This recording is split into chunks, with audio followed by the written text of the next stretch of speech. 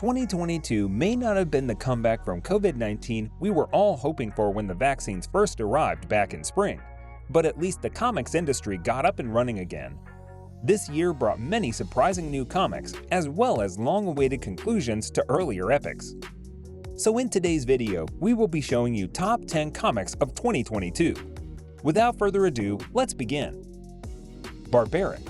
Violent fantasy is a classic comic book genre, just ask Conan the Barbarian. To make a new mark on the storied history, we'll need an inventive hook, and the Barbaric creators did just that. Their protagonist, Owen the Barbarian, is as battle-hardened as any pulp warrior. Too bad he's been cursed to only do good. Further complicating Owen's life is his axe, which not only talks but also thirsts for blood and literally gets drunk on it. There are already rich ingredients for a rip-roaring fantasy story, but add in some witches and you'll see how Barbaric took only 3 issues to establish itself as a first-rate comic. Chartwell Manor. A bundle of Christmas cheer this comic is not. But to paraphrase Leo Tolstoy, every unhappy family has its own story, and this one is very much worth reading. Chartwell Manor is writer-slash-artist Glenn Head's memoir of the 2 years he spent at a New Jersey private school for boys in the 1970s that was run by a serial physical and sexual harasser, and the many years afterwards he spent trying to make sense of his experience, including his parents' role in sending him there. Illustrated in the underground comic style that Head had perfected for years, and its vivid depictions of drug trips and sexual experiences are as entertaining as they are sobering. Chartwell Manor is a staggering work about reckoning with the truth of your past and learning to live with it. Crisis Zone. Originally published on Instagram in day-by-day installments throughout 2020, Crisis Zone is writer-slash-artist Simon Hanselman's chronicle of his monster characters, including the witch Meg, her cat boyfriend Moog, their uptight friend Owl, the unstoppably horny werewolf Jones, and more, surviving the maddening twists and turns of the COVID-19 pandemic. Here you will find references to everything from last spring's Animal Crossing craze to last summer's urban protests, but a Saturday Night Live cold open this is not. Owl, Jones, and the rest take these ripped from the headline scenarios and interact with them in the wildest ways imaginable. The Departure of Truth. Conspiracy theories abound these days. The brilliance of the Department of Truth comes from its acknowledgement that any conspiracy can essentially become real if enough people believe in it, and its framework in the form of the titular government agency tasked with regulating this process that allows creators James Tynion IV and Martin Simons to address each of the most prominent theories in a thought-provoking way.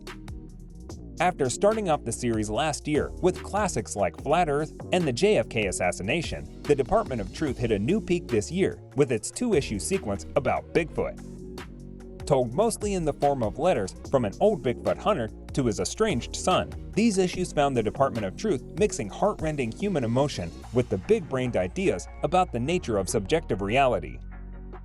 Some conspiracies are urgent reminders to ask who benefits from spreading nonsense, but others are testaments to the beautiful, unknown mysteries of the world. The Good Asian. Immigration is a perpetual topic of debate in U.S. politics, but The Good Asian is set during the time of America's very first immigrant ban, the 1882 Chinese Exclusion Act, and its 1924 follow-up, the Johnson-Reed Act. Protagonist Edson Hark is a rare Chinese cop in San Francisco's Chinatown who uses his position of privilege, having been adopted by a rich white oil man at a young age, and his hard-earned cynicism to investigate a strange series of gang killings that might very well point to the truth of his own mother's death so many years ago. Hellions. In case you still haven't heard, Marvel's X-Men comics have been enjoying a new golden age since writer Jonathan Hickman reinvented their status quo with 2019 House of X, which introduced the new mutant island utopia of Krakoa.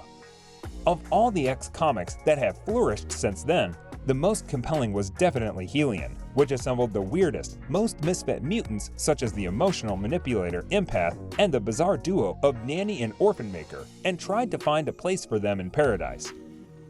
From team leader Mr. Sinister's constant backstabbing to Psylocke's psychic swordplay. Immortal Hulk. It's always hard to stick the landing. but Immortal Hulk manages to bring its 3 years, 50 issues run to a satisfying conclusion. Undoubtedly the most creatively dynamic superhero comic of the past several years, Immortal Hulk delved into body horror, religious fantasy, and even anti-capitalist politics over the course of its epic saga. The supersized final issue delivered on one of the series' most thought-provoking questions, does God have a Hulk? But was also remarkable for its focus on forgiveness as the best response to evil, rather than endlessly smashing everything. This is a new landmark of the superhero comic format, not least because a Disney adaptation is absolutely unthinkable, and will deserve returning to again and again in the years to come. Jonah and the Unpossible Monsters. Comics are a visual medium, and Jonah and the Unpossible Monsters wants to remind us of that. The world building in this series, from the husband-slash-wife team of Chris and Laura Samney, is relatively simple. Sisters Jonah and Rainbow are just trying to survive in a world plagued by giant monsters. Jonah, luckily, is blessed with superhuman strength and is herself capable of taking down these behemoths with only a well-placed punch or two. It is in those breathtaking moments when the sparse dialogue drops away from a gigantic wordless image of Jonah leaping across an abyss to save her sister or sock a kaiju in the face that Jonah and the Unpossible Monsters reminds us what comic art is capable of. The many deaths of Lila Starr. What is depth anyway?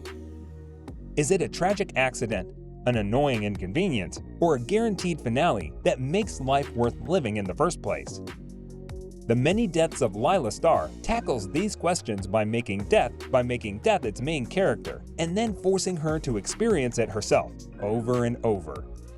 In the opening pages, Death is called into her boss's office and told she's out of a job, now that humans are on the brink of discovering the secret to immortality. Even Hindu gods have to deal with bureaucracy and downsizing, it seems. Put into the body of a human named Lila Starr, Death sets out to find the man who will make her obsolete. Nightwing, DC Comics. Batman's ubiquity in pop culture has led several people to ask over the years, might Bruce Wayne's fortune be better spent funding social programs for Gotham City's poor, rather than beating criminals bloody? When Tom Taylor and Bruno Redondo took over DC's ongoing Nightwing comics this year, they decided to try answering this question, using Bruce's original protege as their vehicle. Endowed with a new fortune following Alfred Pennyworth's tragic death in Tommy King's Batman run, Dick Grayson decides to try making Bloodhaven, Gotham's even more criminal-infested neighborhood, a better place. So guys, let me know your thoughts down in the comments section below. For more interesting content, give this video a thumbs up, and don't forget to subscribe to the channel for more awesome content. Have a nice day, and I will see you in the next video.